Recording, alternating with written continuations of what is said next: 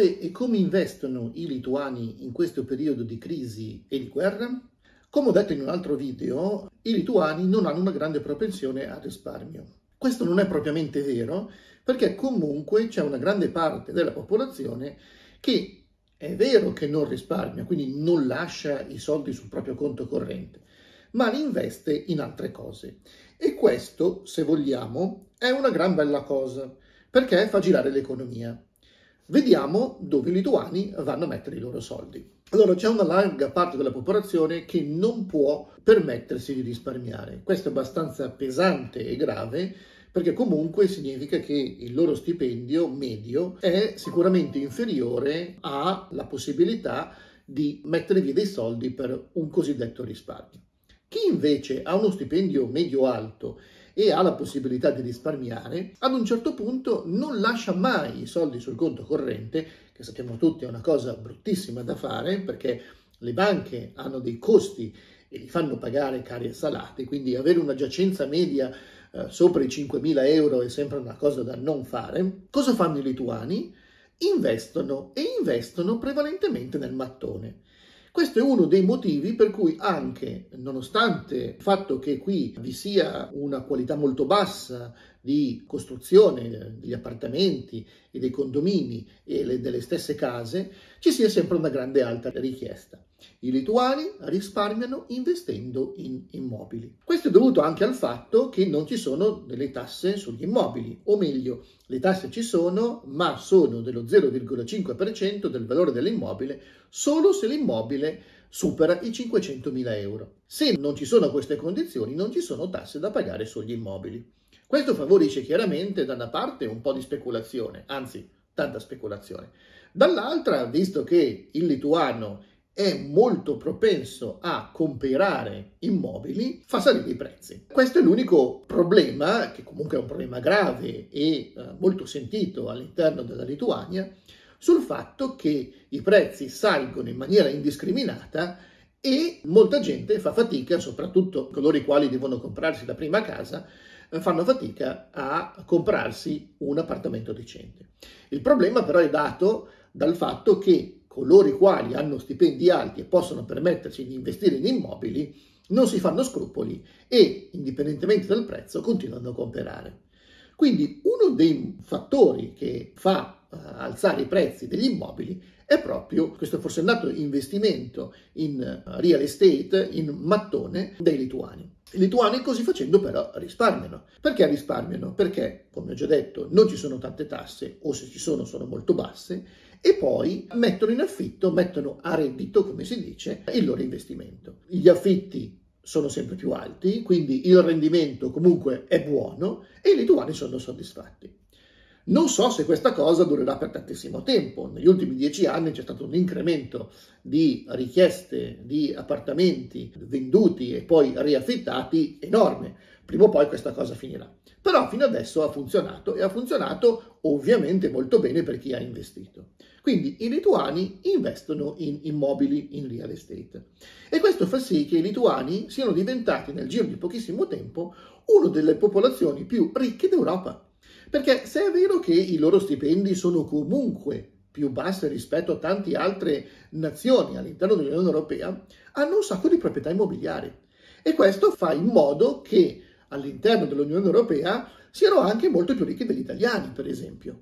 Qui si trovano persone che hanno un paio di immobili, quello di proprietà dove abitano loro, uno affittato, uno più piccolo magari al mare, sempre affittato a brevi periodi o su Booking o Airbnb, e poi addirittura hanno anche la famosa Sodiba, cioè la casa di campagna, che viene ereditata dai nonni, dai bisnonni o dagli stessi genitori, con un pezzo di terra vicino a un lago, al bosco o comunque in campagna.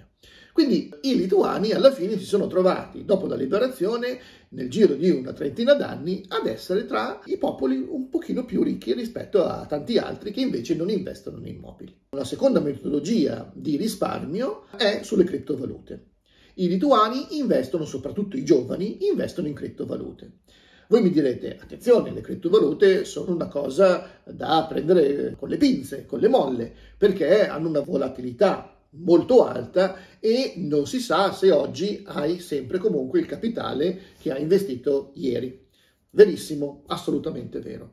Eppure i lituani giovani investono tanto nelle criptovalute e fanno anche dei buoni affari. Ci sono piattaforme come Revolut, come Binance, come Bitpanda, per esempio, tanto per citarne tre delle più conosciute, e che sono presenti anche in Italia, che permettono di fare piccole transazioni anche per coloro i quali, tipo il sottoscritto, non ha tantissimi soldi a disposizione. Voi potete addirittura investire tramite queste piattaforme frazioni di Bitcoin, volete comprare frazioni di Bitcoin o addirittura frazioni di azioni. Non è una pratica di largo respiro, ovviamente, non è una pratica che vi porta a diventare milionari, ma vi porta sicuramente a fare il vostro investimento e, se siete fortunati e se siete oculati ovviamente, vi porta anche a dei buoni risultati. Vi faccio il mio esempio: io non sono ricco, chiaramente, non ho dei grandi investimenti, ma nel momento in cui ho investito per esempio 500 euro in Bitcoin qualche anno fa, mi sono ritrovato il capitale triplicato e li ho lasciati lì senza dover fare compravendite di nessun tipo. Mi sono ritrovato il capitale triplicato dopo un paio d'anni. Quindi qual è l'investimento in azioni o addirittura in qualcos'altro che ti permette di triplicare il capitale in 2 anni? Praticamente nessuno. Quindi i lituani investono prevalentemente in mattone, real estate, immobili e in criptovalute. Sono le due cose che vanno per la maggiore da queste parti. È chiaro che non ti permettono da sole di diventare milionario o multimiliardario, ma ti permettono di diversificare a seconda dei classici investimenti che si facevano una volta.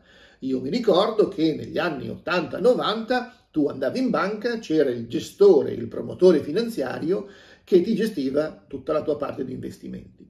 Oggigiorno questo ha sempre meno senso. Perché? Perché sappiamo tutti che il promotore finanziario lavora per se stesso, non lavora tanto per te, lavora per la banca, quindi guadagna di più dal farti comprare delle cose che fanno guadagnare lui piuttosto che te. Dà a te un guadagno e un margine molto basso per comunque tenerti all'interno del suo portafoglio e invece la maggior parte del guadagno se lo tiene per sé.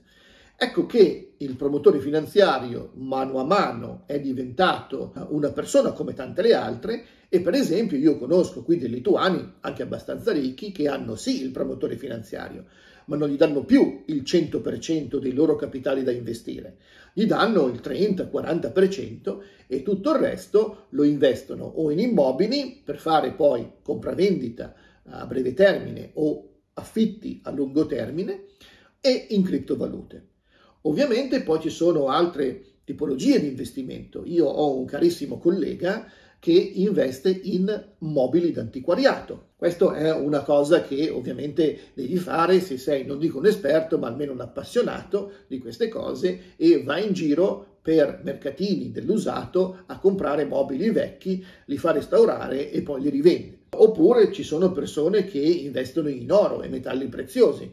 Io conosco della gente che compra diamanti, compra oro e se li tiene in una cassaforte sperando che acquistino valore. L'altra metodologia è acquistare valute pregiate. Una volta sappiamo tutti che il dollaro aveva un valore molto più alto rispetto che l'euro, cosa che adesso non è più valida, e quindi cosa si faceva? Si compravano dollari e si aspettava che il dollaro continuasse a salire rispetto all'euro per incrementare il proprio guadagno. Ecco, questo è quello che fanno i lituani per il risparmio. Quindi due tipologie principali di risparmio, uno nel mattone, real estate, il secondo in criptovalute, Bitcoin, che permettono, facendo anche transazioni di un certo tipo, ma abbastanza velocemente, di guadagnare soldi in pochissimo tempo, in breve tempo, con delle percentuali che sono sopra il 10 o il 20% addirittura, e poi tutta una serie collaterali di cose tipo materiali preziosi, mobili di antiquariato, c'è gente addirittura che fa le collezioni di orologi tipo Rolex, Breitling e cose di questo tipo. Queste sono le tipologie di investimento che vanno per la maggiore in Lituania. Quali sono le tipologie di investimento che invece fate voi? Cosa ne pensate di questa tipologia di investimento che i lituani utilizzano per la maggiore? Secondo voi sono il futuro? Potete lasciare un commento sotto questo video, farmi sapere cosa ne pensate. Se volete posso fare altri video facendovi vedere anche come funzionano le piattaforme stesse, per esempio per i Bitcoin, o dove andare a vedere, dove comprare gli appartamenti in Lituania. Se siete interessati, lasciate un commento all'interno di questo video, fate subscribe al mio canale, fate sharing del video se vi è piaciuto e alla prossima dalla Lituania. Ciao!